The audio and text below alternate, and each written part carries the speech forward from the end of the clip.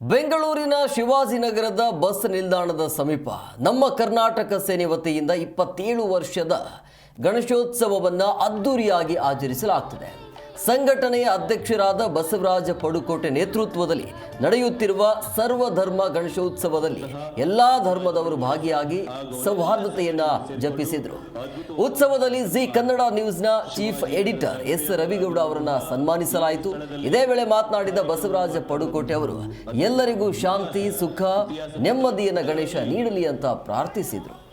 ಇಂದು ಉಳಿಯುವಂತಹ ಕಾರ್ಯಕ್ರಮ ಈ ದಿನ 27ನೇ ವರ್ಷದ ಗಣೇಶೋತ್ಸವ.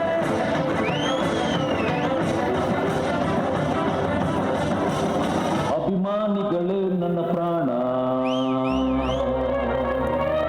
ಅಭಿಮಾನಿಗಳೇ ನನ್ನ ಧ್ಯಾನ,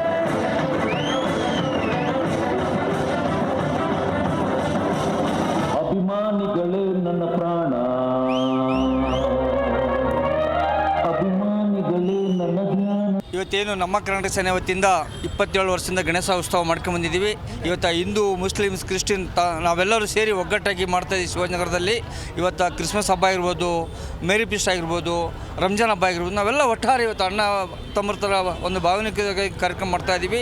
ಇವತ್ತು ಸಾಕಷ್ಟು ಜನ 3 ದಿವಸದಿಂದ ಅನ್ನ ಸಂತರ್ಪಣಾ ಪ್ರಸಾದವನ್ನು ಹಂಚ್ತಾ ಇದ್ದೀವಿ.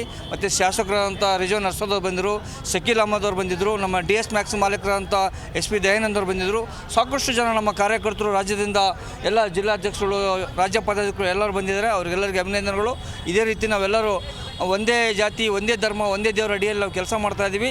ಇಡೀ ನಾಡಿನ ಜನತೆಗೆ ಎಲ್ಲ ವಿನಾಯಕ ಒಳ್ಳೇದು ಮಾಡಲಿ. ನಾವೆಲ್ಲ ಜಾತಿ ಮಾಡೋದು ಬೇಡ, ಕೋಮಗಲಭೆ ಮಾಡೋದು ಬೇಡ, ನಾವೆಲ್ಲ ಒಟ್ಟಾರೆ ಅಣ್ಣತಮ್ಮರಾಗಿ ನಾವು ಕರ್ನಾಟಕದಲ್ಲಿ ಇರೋಣ ಅಂತೇಳಿ ನನ್ನ ಅನಿಸಿಕೆ ಸರ್. GTL ಗೊತ್ತಾಗಬೇಕಲ್ಲ. ಎಲ್ರಿಗೂ ಗೌರಿ ಗಣೇಶ ಹಬ್ಬದ ಆರ್ಥಿಕ ಶುಭಾಶಯಗಳು. ಇವತ್ತೇನು ನಾವು ಶಿವಾಜಿನಗರ ಸರ್ಕಲಲ್ಲಿ 27ನೇ ವರ್ಷದ ಗಣೇಶೋತ್ಸವನ ಆಚರಿಸ್ತಾ ಇದ್ದೀವಿ. ಎಲ್ಲರಿಗೂ ನಮ್ಮ ಕಡೆಯಿಂದ ಹಬ್ಬದ ಆರ್ಥಿಕ ಶುಭಾಶಯಗಳನ್ನ ಹೇಳಕ್ಕೆ ಇಷ್ಟಪಡ್ತೇನೆ.